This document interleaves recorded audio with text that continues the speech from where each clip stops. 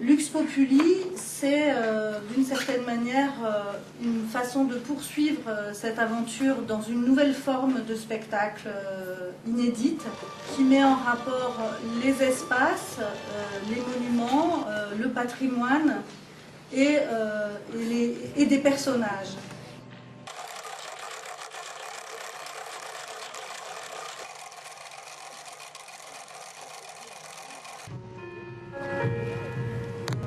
On a eu envie de travailler non seulement sur la beauté spectaculaire initiale de ce site et son patrimoine original, mais d'essayer d'en proposer des interprétations fondées sur les mythes et les fantasmes qui pouvaient entourer ce magnifique site.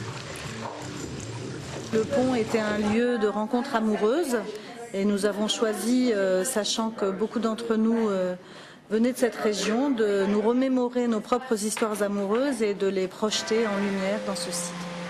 Notre idée, ça a été d'abord de créer une population qui finalement prendrait possession du pont du Gard, d'où le Lux Populi. C'est une saga sur une tribu qui s'appelle les Regardons. On a créé 6 personnages qui jouent 4 actes.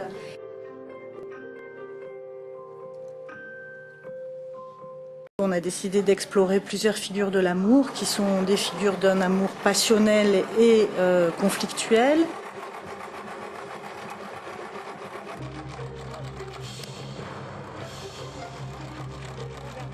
Celle d'un amour aquatique et céleste.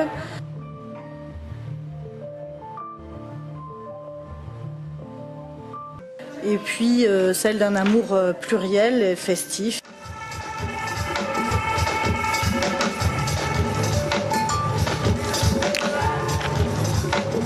Et enfin une noce qui est un éloge à la couleur et à la diversité.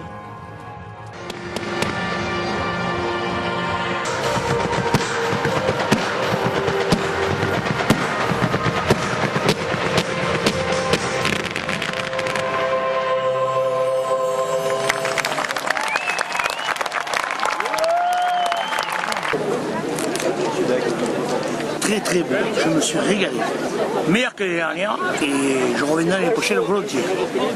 C'est un spectacle assez original qui change un peu du feu d'artifice classique, quoi. Voilà. Donc les illuminations sur le pont du Gard sont sympas, mais c'est le pont du Gard avant tout qui fait aussi le spectacle et sa beauté.